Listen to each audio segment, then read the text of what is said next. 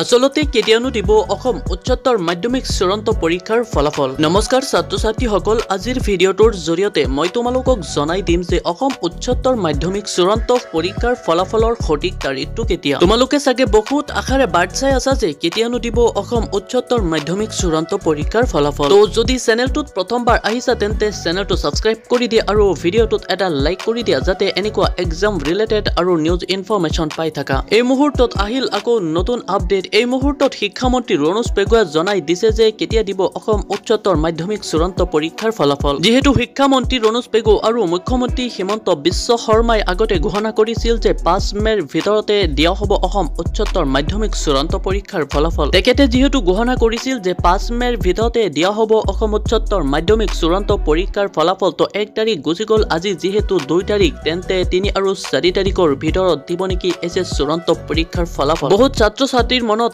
এটাই প্ৰশ্ন যে 3 আৰু 4 তাৰিখৰ ভিতৰত দিব নেকি এছএছ চূড়ান্ত পৰীক্ষাৰ ফলাফল। তো ছাত্ৰ ছাত্ৰীসকল নিশ্চয় তোমালোকে কনফিউজত আছা যে কেতিয়ানো দিব এছএছ চূড়ান্ত পৰীক্ষাৰ ফলাফল, কিয়নো বেলেগে বেলেগ নিউজ বনাই আছে। আজিৰ ভিডিঅ'টোৰ জৰিয়তে মই তোমালোকক জনাই দিম যে শিক্ষামন্ত্ৰী ৰণোজ পেগুৱাই কি কৈছে, কিন্তু ইয়াৰ আগতে তোমালোকক এটা এপ্লিকেশ্যন শ্বেয়াৰ কৰি আছো, যিখন এপ্লিকেশ্যনৰ দ্বাৰা তোমালোকে অতি সহজে ল'ব পাৰিবা এছএছ চূড়ান্ত পৰীক্ষাৰ ফলাফল। প্লে ষ্টৰত গৈ সাৰ্চ কৰিবা সেবা ৰিজাল্ট 2024। তো ইয়াৰ পাছত এই এপ্লিকেশ্যনখন ডাউনলোড কৰি ল'বা। এপ্লিকেশ্যনৰ লিংকটো মোৰ ভিডিঅ'ৰ ডেছক্ৰিপশ্যনত দিয়া আছে, ইয়াৰ পৰা তোমালোকে ডাউনলোড কৰি ল'ব পাৰা। এপ্লিকেশ্যনটো অপেন কৰাৰ পাছত ইয়াত তোমালোকে আসাম বৰ্ড সিলেক্ট কৰিব লাগিব। আসাম বৰ্ড সিলেক্ট কৰাৰ পাছত ইয়াত তোমালোকৰ দুটা অপশ্যন আহিব। ইয়াত তোমালোকে 12 ক্লাছ সিলেক্ট কৰিব লাগিব। ইয়াৰ পাছত এনেকুৱা এটা অপশ্যন আহিব চেক ৰিজাল্ট নাও। ইয়াত ক্লিক কৰি তোমালোকে অতি সহজে তোমালোকৰ ৰিজাল্টটো চেক কৰিব পাৰিবা। এণ্ড তলত নটিফিকেশ্যন চাব পাৰিছা। তো ৰিজাল্টৰ আগদিনাখন ইয়াত তোমালোকে নটিফিকেশ্যন পাই যাবা। তো চেনেলটোত প্ৰথমবাৰ আহিলে চেনেলটো সাবস্ক্ৰাইব কৰি দিয়া আৰু ভিডিঅ'টোত এটা লাইক কৰি দিয়া। তো ছাত্ৰ ছাত্ৰীসকল এতিয়া শুনি লোৱা যে শিক্ষামন্ত্ৰী ৰণোজ পেগুৱাই কি মন্তব্য